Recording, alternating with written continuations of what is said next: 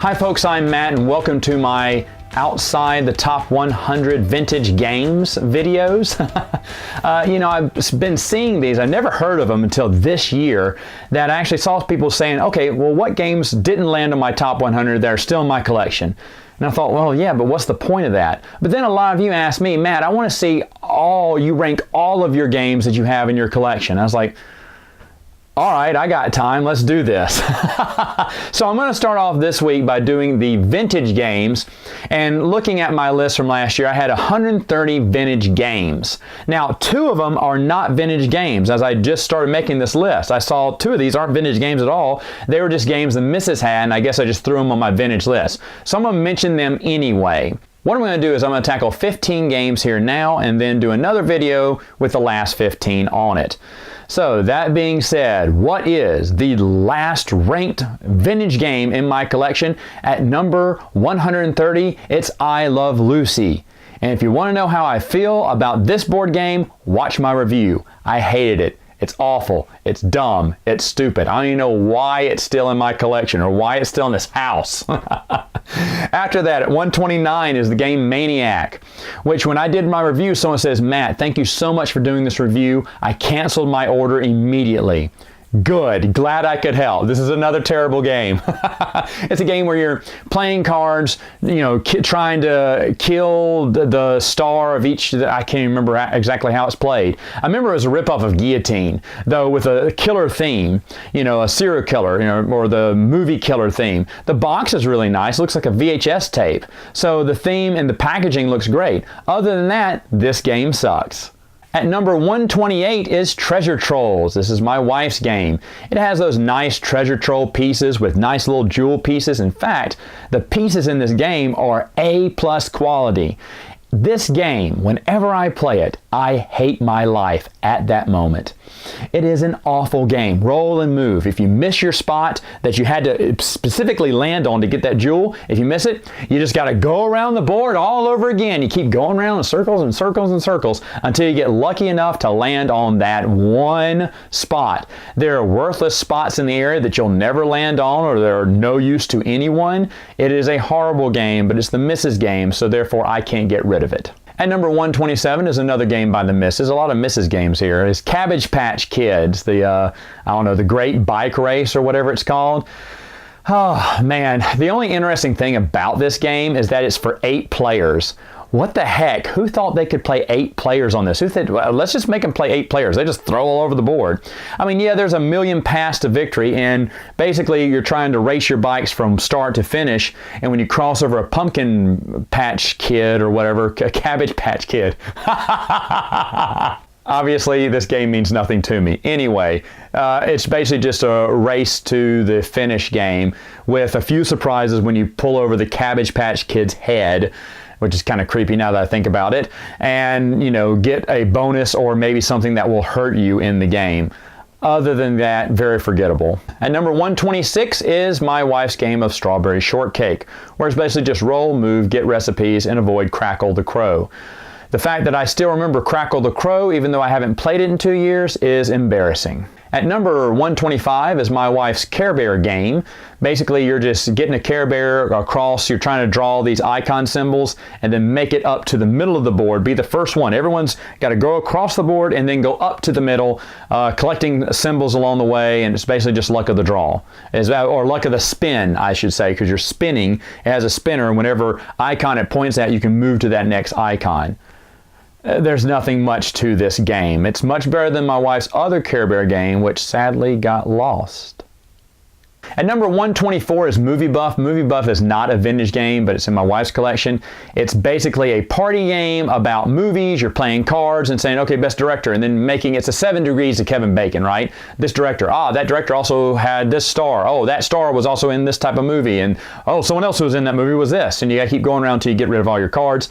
It is not a very good game at all. Even if you play with a bunch of people who do love movies, I think there could be a better game played with this. Too bad though, because it is an interesting idea, and it's got that popcorn theme to it, but other than that, yeah, not that good of a game. At number 123 is the Mad Hatter's Tea Party. This is an old game. I think it's from like the 60s, where you put all these different tiles on this big iron wheel and you spin that wheel and the tiles go flying everywhere, you know, across the table, into the board game box, maybe just in the corners of the room, depending on how fast you spin this thing. And then you run around or get on the table and start grabbing all the loose pieces, all the loose cardboard tokens, and you're trying to get a match. What? This isn't a game. It's just a mess is what it is.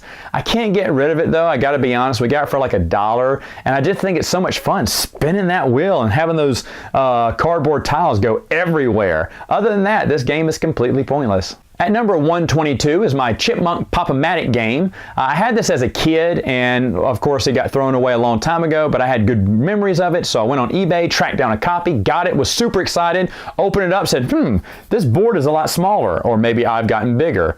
And then I played it and realized, oh, this is just basically pop and move, you know, game. Not very fun, and you hardly have a chance to knock over the other opponents. There are these action areas where they could get knocked over and lose their treasure or go back to start. It's not really that fun a game, even though it did get played this year. I did, just for the heck of it, just to see. I said, was I just poo-pooing on it? Was it really better than what I thought it could be? And I looked, I was like, oh no, this game is garbage. But hey, it beats the other ones on the list, so there you go. Speaking of garbage and missed opportunities in board games, my number 121 is Superpowers. Superpowers, the nicest looking board game where you can be Green Lantern. There's actually a Green Lantern piece. And these are not cardboard, you know, tokens. These are actual little plastic figures of Superman, Batman, Robin, Wonder Woman, you know, Green Lantern. You're like, whoa, you get your own little thick cardboard tile to show who you are. Like you wouldn't remember that. And the board is all 3D. It's got all these, you know, cities of different sizes, and it fits inside the box. It really looks cool. You're fighting people like the Penguin and the Joker and Brainiac and Lex Luthor, and you're like, yes, this will be an awesome game. And it sucks. You just go round and round and round on different buildings trying to catch the bad guy, or if the bad guy catches you, you fall off and you lose some of your tokens. Man, Norm from the Board Game Museum and I tried to come up with some new rules for this game just to make it a little bit more fun. Well, I instigated those rules in our last gameplay just to see. Now, first off, I will say this. It has got some board game presence, man. All my nephews, some of my nephews, my older nephews who wouldn't play vintage games anymore, they saw it and went, ooh, what's this? We remember this. And we all started playing. I was like, yeah, this could be fun. And no, it still sucked. But it's such a nice looking game. I wish I would have played this as a kid because I think I would have loved it back then. Unfortunately, the game, even though it looks great, is not that good. At number 120 is The Little Mermaid, and the reason I have it at 120 isn't because it's a better game than everything else. This one just gets played a whole lot at my house. My little niece comes over and she wants to play Little Mermaid. Every time she's seen the game, she's been wanting to play it. She's young enough to understand. She spins the spinner, takes her fish, puts it on that color, and of course you're trying to land on Ariel enough to push her up the ladder to have her change into the Ariel with legs. It makes no sense. It's mind-numbingly stupid. But my niece absolutely loves the game. She'll spin the spinner, she'll clap whenever anyone's fish moves to a spot, and whoever wins, she just is happy. So we played a lot for her, which is probably why it's up here, but in actuality, not that good of a game. At number 119 is another game from the misses. It's the Power Ranger game, Mighty Morphin Power Rangers. And this one you start off as the Power Rangers. You're fighting a bunch of putties. The top 4 from that move on to the next round where they get in their Megazords, and then they start fighting all these villains. And then the number 1 person to finish, move across their path the fastest, they get to be the Megazord, and they get to fight the big baddie at the end, who's basically just on the cardboard pop-up in the box. I'll be honest, this box looks nice. The gameplay actually has a theme. It does feel like a Mighty Morphin Power Ranger episode. The only problem with me is I was never a fan of the Mighty Morphin Power Rangers. Now, you retheme this as a Voltron game, and it probably makes my top 100. I'll be honest, it does. Because it feels that theme of the Power Rangers show where they're, fighting putties at first, then for like 2 seconds getting their Megazords. You stay in your Megazords a little bit longer in this game, and then you form, they're little animals are, before the Megazord is. See, I don't really know all this, which is why it's 119. At number 118 is the game Hangman. Now, I have nothing wrong with Hangman, the board game. It actually can be kind of fun, especially when you're twisting that dial and watching that little stick man get hung. But it's a two-player game. I'm not going to play it that much.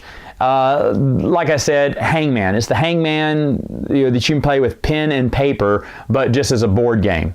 It's all right. At number 117 is Chip 'n Dale Rescue Rangers. I actually do enjoy this game. You are moving around the board over and over and over again, but you're trying to complete this contraption, and you need to get these little cards to complete, make the picture of the contraption.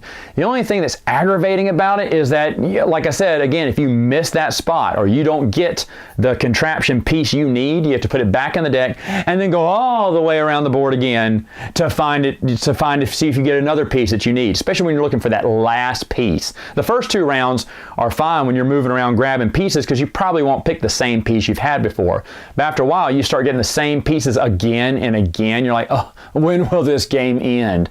So not a very good game, but there it is on my list. And finally, at number 116 is the Darkwing Duck game. I'll be honest, when I got this game in the mail, I was super excited because I was a huge Darkwing Duck fan. And I knew at this point, they'd brought out all their Cartoon Afternoon, board games before. Now it's at Darkwing Duck. Surely they've gotten better since then, right? No. I mean, it's not as redundant as Chip 'n Dale Rescue Rangers, but you're basically moving around the board, grabbing a few things and, gassing your opponent, which is kind of fun. And, there's not that much strategy to it. I was really disappointed that this game didn't have more to it. Not that a children's game has to have a lot of stuff to it, but I really like Darkwing Duck, and I feel like the game was just, obviously it's just trying to sell board games to kids who love Darkwing Duck. So mission achieved. All right, folks, that's it for now. Hey, I know I wasn't that excited about these games, but some of these vintage games I just don't like. That's why they're not on my top 100. But hey, come back next time. I may have better things to say. See you then.